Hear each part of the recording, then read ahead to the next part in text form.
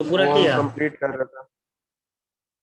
उसको पूरा किया लेक्चर देख क्या करके, sir? Recorded lecture, recorded yes sir, lecture खाली देखा। लेक्चर सर लेक्चर 8 नहीं देखे, बाकी सब कुछ देख लिया सारा फंक्शन का। और प्रणव तुम्हारा क्या चल है?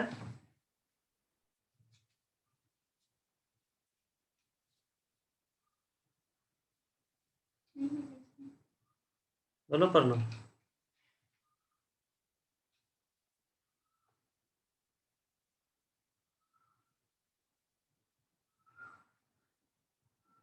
बोलेगा ही नहीं। चलो ठीक है, अब यहाँ देखिए।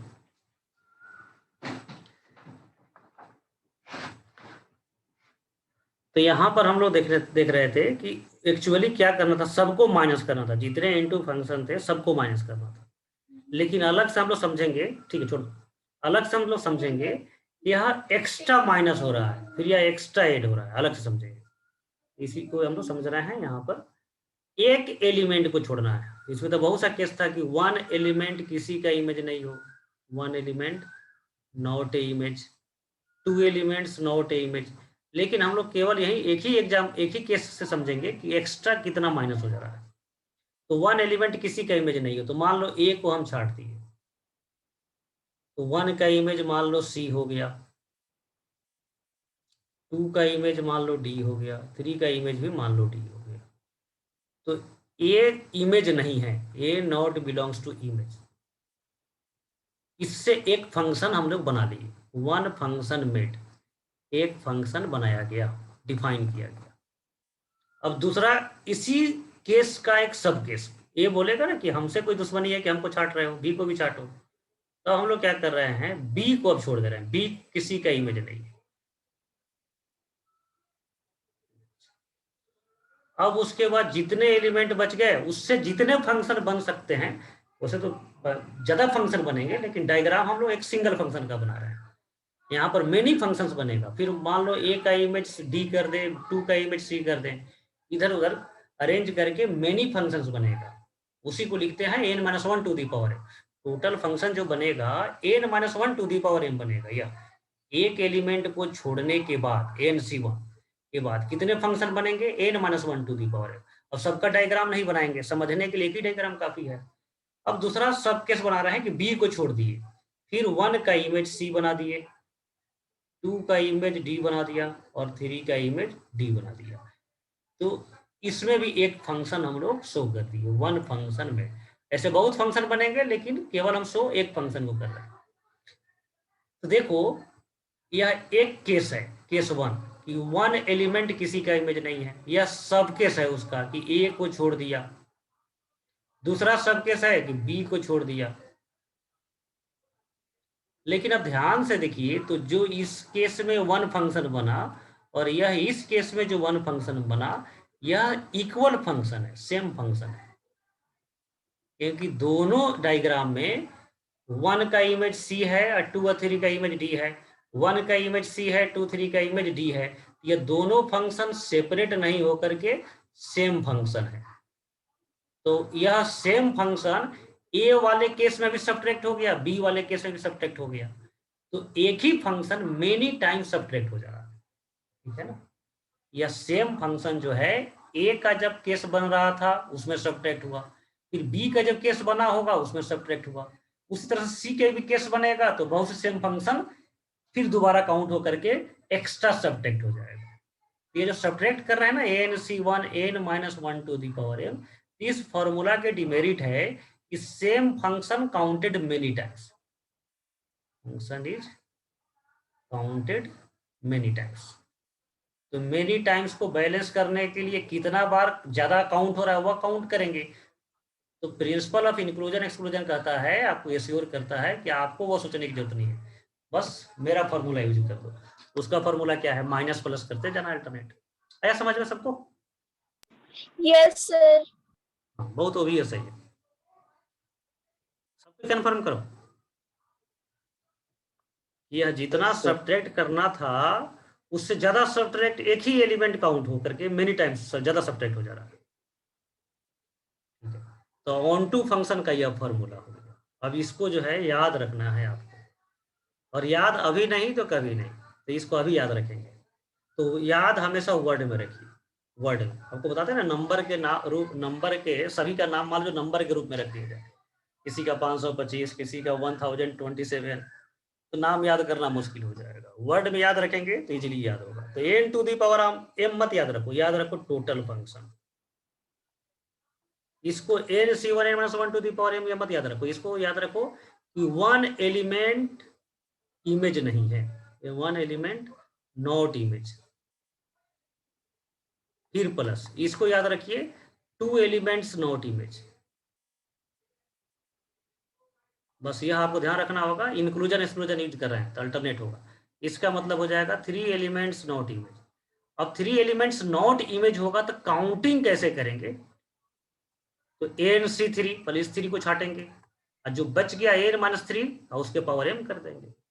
इसको वर्ड में याद रखेंगे, number of onto function का फॉर्मूला, यह आपको लाइफ लॉन्ग याद रहेगा। और ऐसे याद करेंगे सिंबल में तो कल ही भूल जाएंगे। इसको वर्ड में याद रखिए। और वर्ड में याद जो रख रहे हैं ना, तो प्रूफ ही समझो इसी में, या जो बोल रहे हैं वास्तव में प्रूफ बोल रहे हैं, ठीक है ना। अब प्रूफ जब आपको क्लियर हो तो फॉर्मूला आपको ज्यादा दिन तक याद रहेगा। हमेशा वर्ड में याद रखिए। तो जब आपसे पूछेंगे ऑन टू फंक्शन का फॉर्मूला बोलो तो यही बोलिए total function minus one element not image plus two element not image.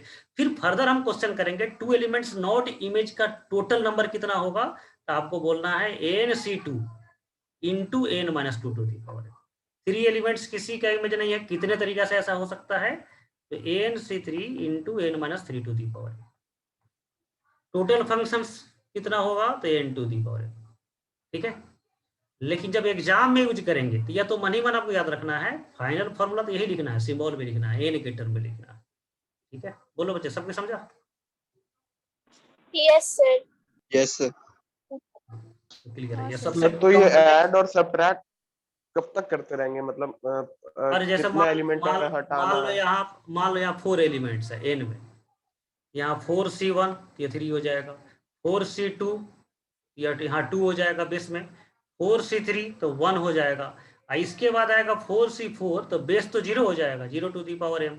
तब इसको लिखो चाहे छोड़ दो, इसके आगे तो जाएगा ये। तो मैक्सिमम 4 बार आपको लिखना होगा, 4 से ज्यादा एलिमेंट दिया नहीं रहता है क्वेश्चन।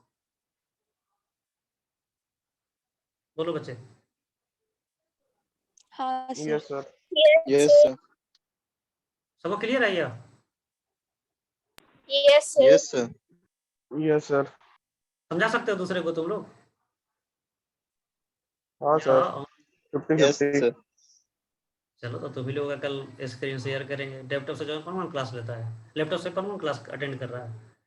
स्क्रीन शेयर करके तुम लोग फिर इसको समझाना सब लोगों को, ठीक है। इसका प्रूफ जो है सिंपल बुक में नहीं मिलेगा, और यह फॉर्मूला भी ना बुक में बहुत अजीब तरीका से लिखा हुआ रहेगा। वो बुक का फॉर्मूला तो याद ही नहीं रखना है, इस फॉर्मूला को याद रखना है। इसी को सिग्मा करके बुक में लिखा हुआ रहता है, उसको याद नहीं करना है। इसको डिलीट कर देते हैं, इसको रखने की जरूरत नहीं है, तो समझाने के लिए था। अब एक चीज समझिए, ऑन टू फंक्शंस क्वेश्चन में रहेगा कि find number of onto function, तो बहुत बार क्या होगा कि बिना फॉर्मूला यूज किए हुए आप आंसर ला सकते हैं।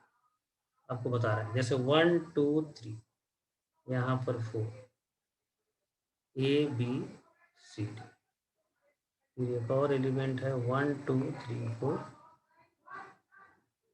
ABCDE, और एक और डायग्राम है 1 2 3 4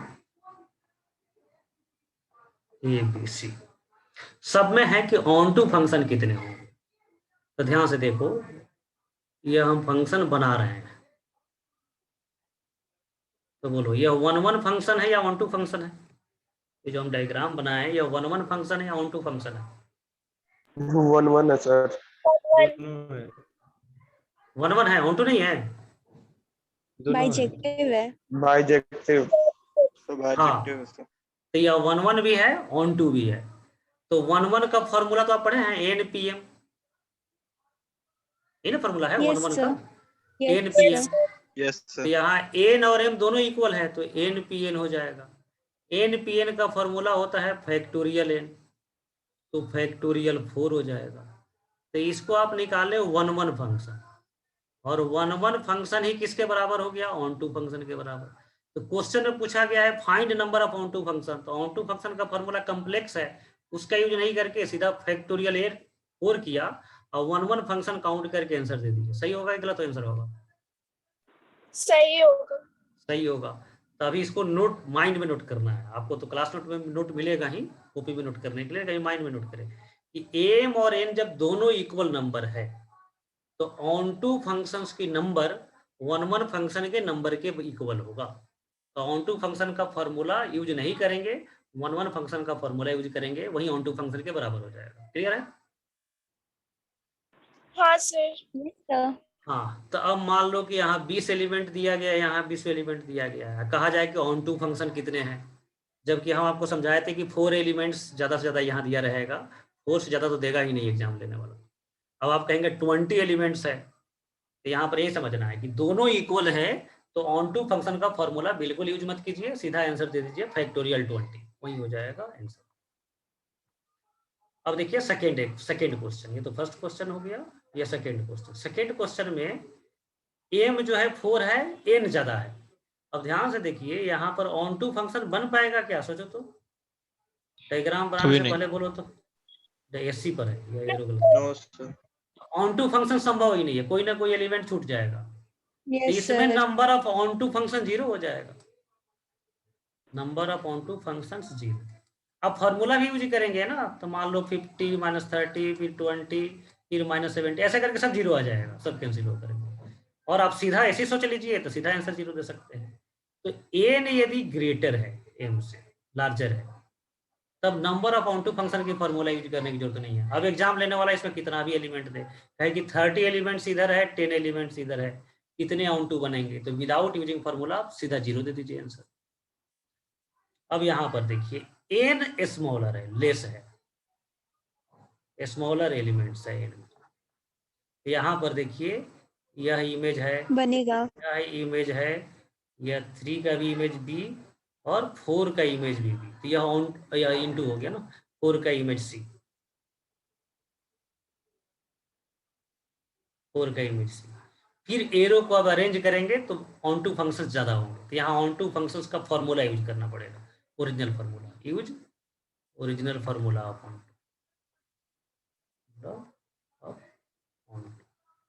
ऑन टू का फॉर्मूला क्या है, n to the power m minus N C one N -1 to the power m। इसको याद वैसे ही रखेंगे, 2 एलिमेंट को छोड़ रहे हैं, या लिख भले रहे हैं या, लेकिन हमारे मन समझ रहा है कि 2 एलिमेंट को छोड़ रहे हैं। फिर -3 एलिमेंट्स को छोड़ रहे हैं, n - 3 to the power m। अब वैल्यू लिखो, n का वैल्यू 3 है तो 3 टू दी पावर 4, 3 में से 3c1 2 to the power m, 3c2 1 to the power m 4। अब इसके बाद तो लिखेंगे नहीं तो 0 हो जाएगा, इसको सॉल्व करेंगे, जो भी आंसर है आना है वो आ जाएगा। तो ऑन टू फंक्शंस का फॉर्मूला आपको बस एक ही क्वेश्चन में यूज करना पड़ेगा, जहां पर n लेस देन m है, ग्रेटर m है, ग्रेटर देन m है तो 0, इक्वल टू m है तो फैक्टोरियल n या npm 11 का फॉर्मूला यूज कर लीजिए। तो सबको क्लियर है example? Yes sir. Yes sir. ठीक है, तो यह जा करके आज ही जब आपको क्लास नोट भेजेंगे तभी आप जा करके इसको नोटबुक बना करके पढ़ लेंगे, नहीं तो फिर भूल जाएंगे। इसको भी डिलीट कर देते हैं। तो देखो इनटू फंक्शंस जो है ना फॉर्मूला, हम लोग इनटू फंक्शन का कंसेप्ट यूज करके number of onto function का फॉर्मूला ड्राइव किए, हालांकि इनटू फंक्शन का खुद अपना फॉर्मूला नहीं है। तो जब क्वेश्चन में ऐसा आ जाए कि find number of into function, तब क्या करेंगे, इनटू का अलग से हम लोग फॉर्मूला नहीं लिखेंगे, क्वेश्चन में आ जाए कि find number of into function, तो क्या करोगे, टोटल फंक्शन में से ऑन टू हाँ, माइनस तो आपको ऑन टू काउंट करेंगे, ऑन टू के फॉर्मूला से टोटल फंक्शन में से इसको सबट्रैक्ट कर देंगे। अब देखिए इंक्रीजिंग फंक्शन कितने बनेंगे, यह क्वेश्चन है। अब 2 सेट दिया गया है, कहा जा रहा है कि total number of increasing functions कितने होंगे। तो इंक्रीजिंग फंक्शंस में ABC से काम नहीं चलेगा, 1 2 3 रखना होगा।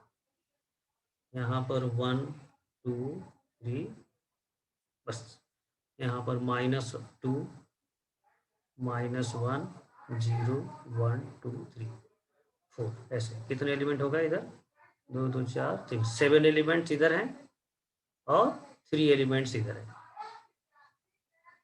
Q का वैल्यू 3 और n का वैल्यू 7। देखो तो F1 का इमेज कोई कह रहा है कि -1 है, F2 का इमेज 1 है, F3 का इमेज 4 है। तो यह फंक्शन क्या हो रहा है, इंक्रीजिंग है या डिक्रीजिंग है? इंक्रीजिंग। इंक्रीजिंग। इमेज का वैल्यू इंक्रीज होते जा रहा है तो इंक्रीजिंग हो गया। मान लो F1 का वैल्यू -1 है, F2 का वैल्यू -2 है, F3 का वैल्यू 3 है। यह क्या है, इंक्रीजिंग है या डिक्रीजिंग है? नथिंग, कुछ नहीं है, नाइदर इंक्रीजिंग नॉट डिक्रीजिंग, क्योंकि यहाँ से यहाँ डिक्रीज किया फिर इंक्रीज कर रहा है, ये दोनों हो जाएगा, तो इसको बोलेंगे नीदर इंक्रीजिंग नॉट डिक्रीजिंग। समझ रहे हैं सबको? Yes, sir. Yes sir. तो देखो इंक्रीजिंग फंक्शन के लिए क्या करना है, इस कितना इमेज चाहिए पहले यह देखो, यह इंक्रीजिंग फंक्शन बन रहा है तो कितना इमेज इसको चाहिए, 3 इमेज चाहिए, यस सर। 3 इमेज चाहिए। तो इसमें से 3 इमेज चुन ले, 3 इमेज सिलेक्ट कर ले, सिलेक्ट कर ले 3 इमेज, सिलेक्ट 3 एलिमेंट्स, और जो सबसे छोटा नंबर है उसको 1 का इमेज बना दिया जाए, उससे जो ग्रेटर इमेज नंबर है उसको 2 का इमेज बना दीजिए, उससे जो लार्जर नंबर है उसको 3 का इमेज बना दीजिए, तो इंक्रीजिंग फंक्शन बन जाएगा। बोलो बच्चे। Yes Yes, yes sir. Sir. तो यहाँ पर भी 3 नंबर सेलेक्ट किया गया, अब थोड़ा सा चेंज कर दे, -2 को यहाँ भेज दे, -1 को यहाँ भेज दे, 3 को यहाँ भेज दे, तो यह भी क्या बन जाएगा, इंक्रीजिंग फंक्शन। Increasing function. तो जो सिलेक्ट कर रहे हैं -1 -2 और 3, इसको इंक्रीजिंग ऑर्डर में पहले अरेंज कर दें, -2 -1 3 इंक्रीजिंग ऑर्डर में, और फिर इमेज बना दीजिए उसी ऑर्डर में, तो एक सिंगल फंक्शन बनेगा, 1 सिंगल फंक्शन बनेगा। तो एक बार सेलेक्ट करेंगे फिर उसको इंक्रीजिंग ऑर्डर में अरेंज करेंगे तो एक फंक्शन बन जाएगा, फिर दोबारा सेलेक्ट करेंगे उसको इंक्रीजिंग ऑर्डर में अरेंज करेंगे दूसरा फंक्शन बन जाएगा। मतलब जितना सिलेक्शन उतना फंक्शन। तो टोटल एलिमेंट 7 है, चाहिए हमको 3 एलिमेंट्स, तो कितने नंबर ऑफ सिलेक्शन हो सकता है, 7C3, तो इतने ही इंक्रीजिंग फंक्शन बनेंगे, क्योंकि each selection gives 1 increasing function. हाँ तो डिक्रीजिंग भी वही हो जाएगा, डिक्रीजिंग ऑर्डर बारे में कर दो तो दोनों का नंबर ऑफ वेट सेम हो जाएगा, फंक्शन सेम नहीं होगा, नंबर ऑफ वेट सेम हो जाएगा। आया बात समझ में? Yes, sir. तो number of increasing functions NCF, ये समझो सिलेक्ट कर रहे हैं, जितना सिलेक्शन उतना function. Number of decreasing function यह भी NCM ही हो जाएगा। समझ रहे हैं, सबको समझ गया होगा, ये बहुत ही सबसे सिंपल है, ये NCM NCM। ठीक है, अब बोलो बच्चे नंबर ऑफ कांस्टेंट फंक्शन कितने होंगे? सर सर हाँ बोलो बच्चा। यदि मैन फंक्शन रहेगा तब। हाँ बोलो, जल्दी बोलो। सर मेनी वन फंक्शन रहेगा तब। क्या कर रहा है, many one function increasing decreasing हो सकता है क्या? कितना बार हम लोग 1 1 में क्या पढ़ रहे थे कि इंक्रीजिंग है तो 1 1 है, डिक्रीजिंग है तो 1 1 है। मेनी वन फंक्शन कभी भी इंक्रीजिंग नहीं हो सकता, यही था ना, वो तो मिक्स हो जाएगा इंक्रीजिंग और डिक्रीजिंग दोनों। एक बार मेरा लैपटॉप का चार्जर हम एड करके कीजिए।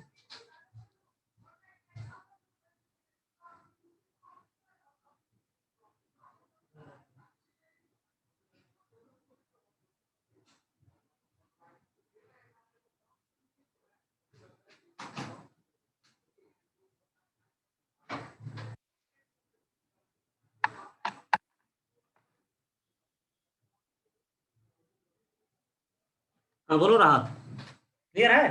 इंक्रीजिंग का मतलब ही हो गया 1 1, डिक्रीजिंग का मतलब ही हो गया 1 1।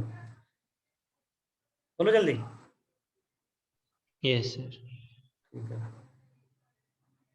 अब है कि कांस्टेंट फंक्शन कितने बनेंगे, कांस्टेंट फंक्शन कितने बना सकते हैं? बोलो इसी डायग्राम में बोलो। मान लो 1 2 3 सबका इमेज -2 कर दे तो एक फंक्शन बन गया। फिर इस एरो को डिलीट कर दिए, -2 अच्छा नहीं लगा। n सबका इमेज जो है मान लो अब 1 कर दी। कांस्टेंट का मतलब है एक ही एरो जाएगा सबका। तो चॉइसेज कितना है? 4 जाएगा एक ही जगह पर, लेकिन हमारे पास चॉइसेज कितना है? n 7, तो 7 फंक्शन बनेगा, तो n फंक्शन बन जाएगा। तो m और n नंबर ऑफ एलिमेंट्स है, तो number of constant functions n हो जाएगा। कांस्टेंट फंक्शंस इक्वल टू, ठीक है यहाँ तक? Yes, sir. ठीक है।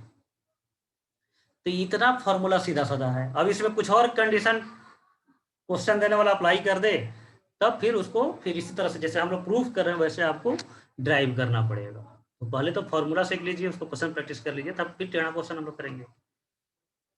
लेकिन ओवरऑल अभी आपका परफॉर्मेंस अभी टेढ़ा क्वेश्चन करने के लायक ही नहीं है। आप लोग जो है बिल्कुल सीरियस नहीं है। तो जितना फॉर्मूला पढ़े हैं वह अभी याद हो जाना चाहिए। तो यहाँ पर एक बार हम लोग आपसे अब आपको बताना है, क्वेश्चन आप स्क्रीन पर अपीयर होगा, आपका वैल्यू बताना है। डायग्राम देख रहे हैं, पहला सेट में m एलिमेंट, सेकेंड सेट में n एलिमेंट्स। तो एक एक क्वेश्चन आएगा। बोलो टोटल नंबर ऑफ फंक्शंस आ रहा है, बताइए अब क्या होगा? So n to the power m. The power m. n to the power m, ठीक है। 1 1 फंक्शन npm. npm. npm, लेकिन इसमें कंडीशन है। कंडीशन बोलो क्या है? N greater than m. n greater than equal to m। n यदि less than m हो जाए तब 1 1 फंक्शन का वैल्यू क्या होगा? 0. Does not Zero. exist. हाँ, डज नॉट एग्जिस्ट, और उसी को 0 लिखेंगे। कांस्टेंट फंक्शन कितने होंगे? N. n. ये तो सबसे सिंपलेस्ट है n। इंक्रीजिंग फंक्शन सिंपलेस्ट है ncm. ncm. NCM। और decreasing function ncm. ncm. NCM। अच्छा, ऐसा कर सकते हैं क्या, टोटल नंबर ऑफ फंक्शन से इंक्रीजिंग फंक्शन माइनस कर दे तो डिक्रीजिंग फंक्शन आ जाए? ऐसा हो सकता है क्या? हाँ सर। सोचो ठीक से, क्योंकि देखो 1 1 का फॉर्मूला लिखा गया है, मेनी 1 का नहीं लिखा गया क्योंकि माइनस करने से आ जाएगा।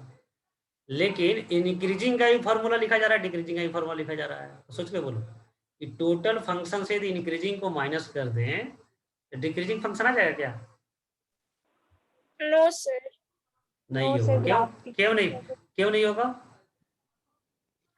क्योंकि टोटल फंक्शंस में इंक्रीजिंग भी होगा, डिक्रीजिंग भी होगा, कांस्टेंट भी होगा।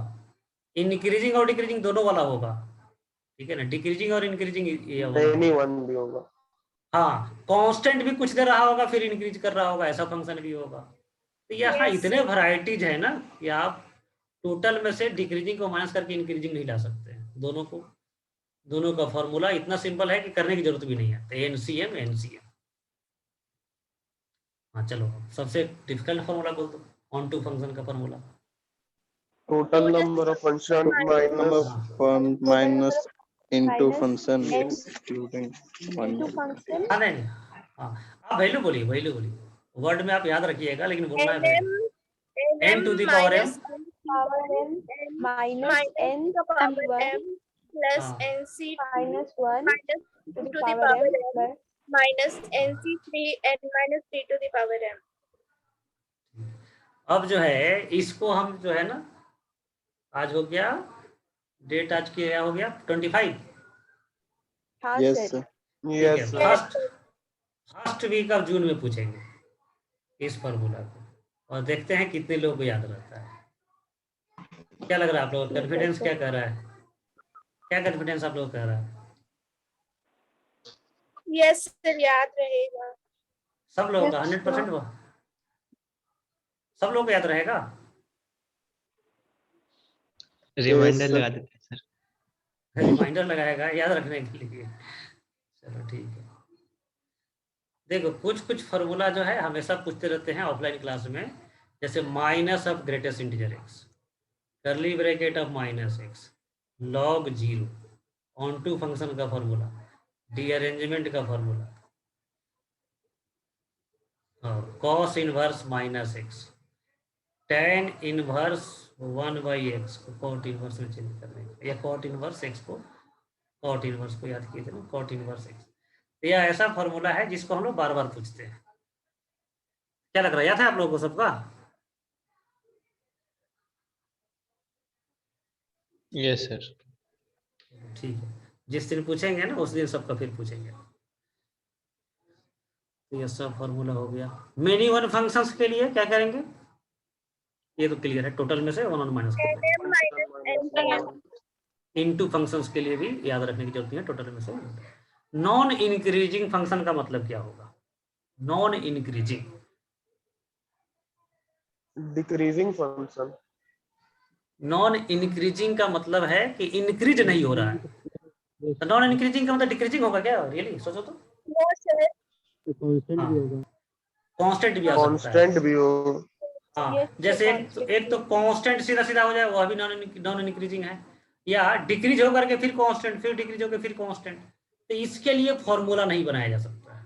कोई कहे ना कि find total number of non increasing functions, यह फॉर्मूला नहीं बना सकते, उसको टेक्निकली काउंट करते हैं डायग्राम बना करके। तो अभी यह क्वेश्चन अभी आपके लिए दूर है, पहले फॉर्मूला वाला क्वेश्चन सॉल्व करेंगे, और कुछ दिन के बाद जब मेंस हम आप क्वालिफाई कर जाएंगे या मेंस का जब एग्जाम देने जाएंगे, तब ऐसे क्वेश्चन हम लोग करेंगे। नॉन इंक्रीजिंग फंक्शंस क्या होगा, नॉन डिक्रीजिंग, या और ज़्यादा मेहनत कीजिए तो कुछ दिन के बाद ही कर लेंगे हम लोग, लेकिन अभी आप लोग मेहनत ही नहीं कर रहे हैं। अब यहाँ पर देख लीजिए, काउंट कर लीजिए। एक चीज़ और समझ लीजिए, टोटल नंबर ऑफ फंक्शंस जो है ना n to the power m होता है। अब मान लो एग्जाम में इधर n लिख दे या इधर m लिख दे, तभी आप यही फॉर्मूला यूज नहीं कर लीजिएगा, ध्यान रखिएगा। हमारा फॉर्मूला हमेशा n to the power m रहेगा, ठीक है, n to the power m। तो alphabetically m to the power n था कि n to the power m था, n to the power m। तो अल्फाबेटिकली जो पहले आता है ना, उसी को हम पहले लिखते हैं, तो m लिखेंगे। तो n भी लिखा रहेगा तो काट के आप m लिख दीजिए, इधर n लिख दीजिए, फिर वैसे कीजिए। तो n to the power m alphabetically जो पहले है वो फर्स्ट सेट में है, अल्फाबेटिकली जो बाद में है वन सेट में। एक टेक्निकल मिस्टेक होता है स्टूडेंट से।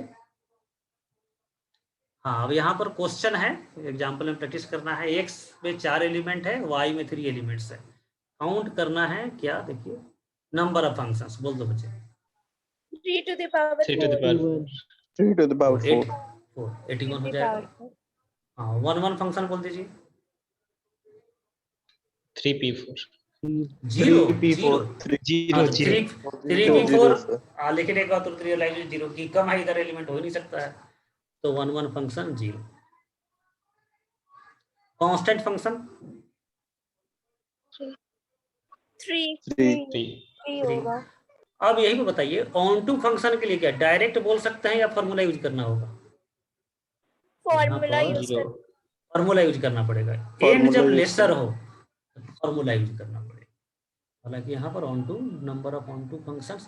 अब यहाँ पर सभी डायग्राम में ऑन टू फंक्शन बताना है, number of onto function. तो पहला क्वेश्चन है, या इसमें ऑन टू फंक्शन क्या हो जाएगा? डायरेक्ट आंसर फैक्टोरियल 4 4 फैक्टोरियल हो जाएगा। 4. इसमें बोल दो सेकेंड क्वेश्चन में 0 0 जीरो हो 0. जाएगा। और थर्ड में क्या करना पड़ेगा? फॉर्मूला यूज करना पड़ेगा। फार्मूला। करेंगे। बन जाएगा आप लोगों से ना फॉर्मूला से? Yes, सर sir. एक को ये वाला सॉल्व कर दीजिए ना। हाँ, चलो सॉल्व करो, चलो सब लोग कीजिए, इसका वैल्यू निकालिए, पूरा एग्जैक्ट वैल्यू निकाल के बताइए जल्दी, क्योंकि 6-7 मिनट अब रह गया है इस सेशन में, तो जल्दी कीजिए।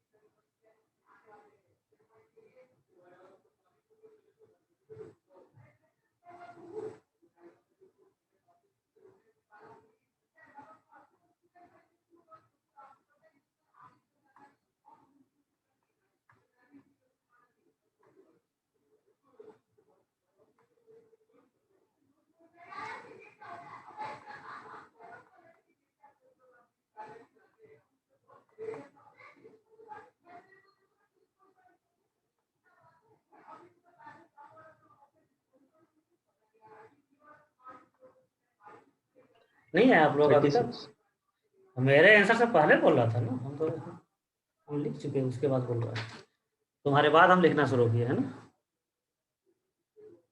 बोलो बच्चे, आया सबका 36? Yes, sir. Yes, sir. Yes, sir. ये अभी कौन ज्वाइन कर रहा है?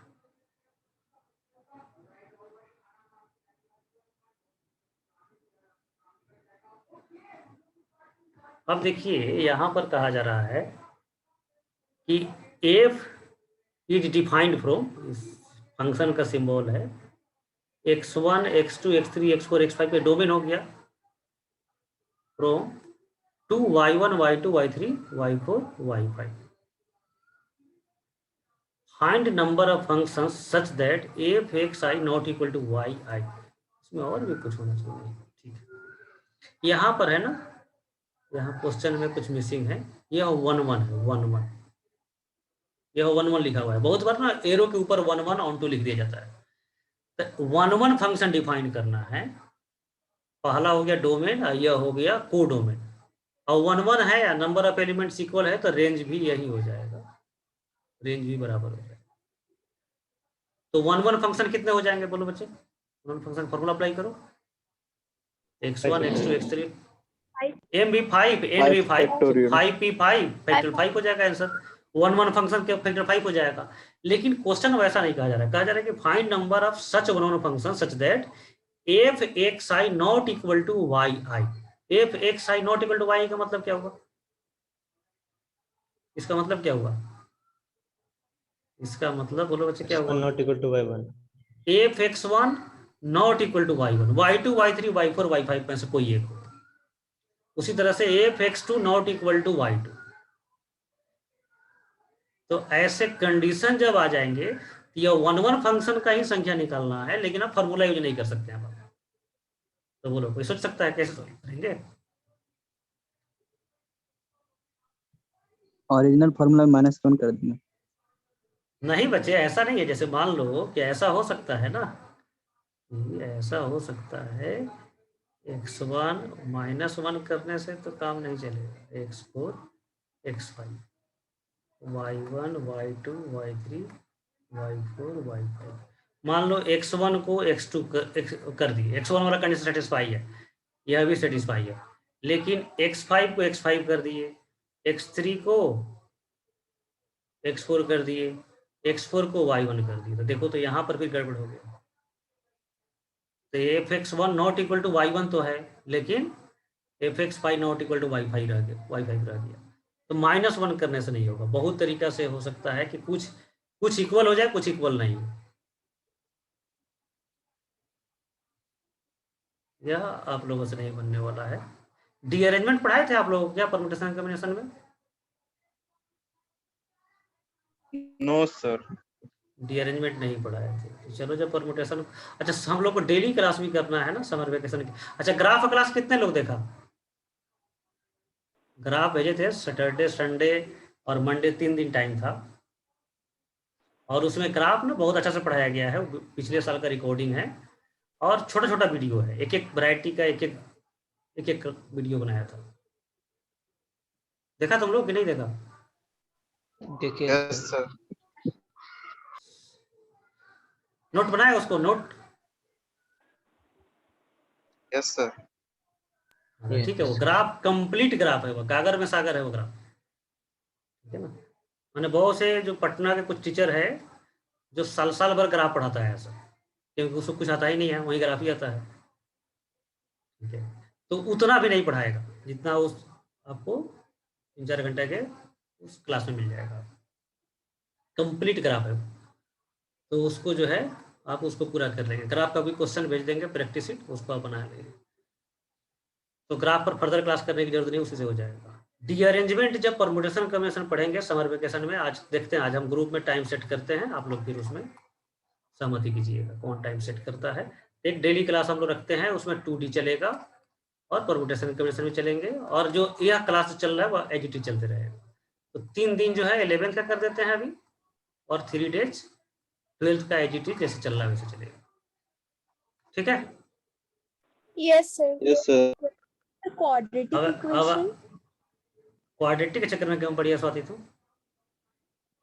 सर उसमें भी डर लगता है क्वाड्रेटिक से? ठीक है, No, sir, क्वाड्रेटिक इसका का नहीं, थोड़ा थोड़ा दिक्कत है। क्वाड्रेटिक में कोई दिक्कत नहीं होगा, इतना बेसिक मैथ पढ़ी, क्वाड्रेटिक नहीं पढ़ने की जरूरत नहीं। क्वाड्रेटिक सबसे इजियर चैप्टर हो गया। ठीक है, पहला हमारा टारगेट है कैलकुलस एंड कोऑर्डिनेट।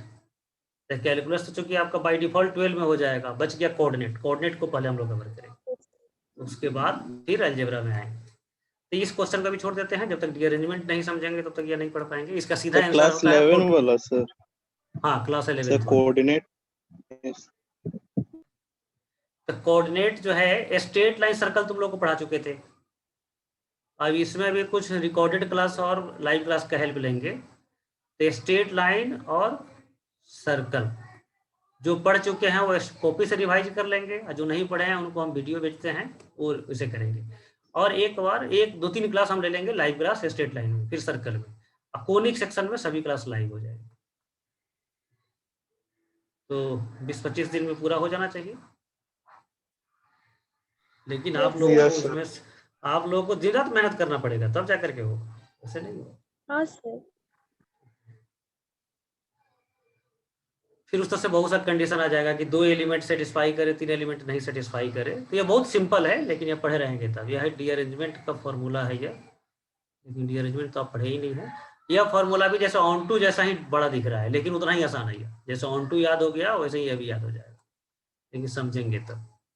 तो अभी तो इसको छोड़ के आगे बढ़ जाते हैं, और हमको लगता है टाइम भी अब हो चुका है। यह डीअरेंजमेंट का ही क्वेश्चन है। इस तरह से मेनी क्वेश्चन है। डीअरेंजमेंट चूंकि 11th हम पढ़े रहते हैं, तो यहाँ पर बताने में बहुत कम टाइम में बता करके आगे बढ़ जाते हैं। आपको तो पूरा सिलसिलेवार ढंग से पढ़ना पड़ेगा, तो डीअरेंजमेंट में खुद 1-1.5 क्लास लग जाएगा। तो आज का क्लास छोटा क्लास था, इसलिए डाउट रखे थे, लेकिन किसी ने भेजा ही नहीं डाउट। तो अब आप लोग जो है नेक्स्ट सर फिर से क्लास में रखिएगा ना सर। अब नेक्स्ट क्लास फिर बड़ा क्लास हो जाएगा। इनवर्स फंक्शन और कंपोजिट फंक्शन भी खुद बड़ा क्लास है। देखो पहले सर फंक्शन डाउट पहले क्लास खत्म को भी करें। रखिएगा ना। हाँ ठीक है, कभी सर देखते हैं। ये कंप्लीट करने के बाद रख लीजिएगा। हाँ, फंक्शन पहले खत्म कर दे। 3 क्लास और चलेगा। इनवर्स एक दिन, कंपोजिट एक दिन, और फंक्शनल इक्वेशन। ठीक है, तो फिर नेक्स्ट क्लास में हम लोग मिलते हैं। इसको पूरा करो। इस पर क्वेश्चंस दिया गया है, IIT का क्वेश्चन बैंक है तो उसे सोल्व कीजिए, और जो मोशन फॉरी का जो बुकलेट मिला है उसको भी सोल्व कीजिए। क्वेश्चन को छोड़ो नहीं, तुम्हारा जीवन समझो केवल क्वेश्चंस है, क्वेश्चन सोल्व करना, ओनली क्वेश्चन सोल्व करना। पूरा सभी टाइम इन्वेस्ट करो।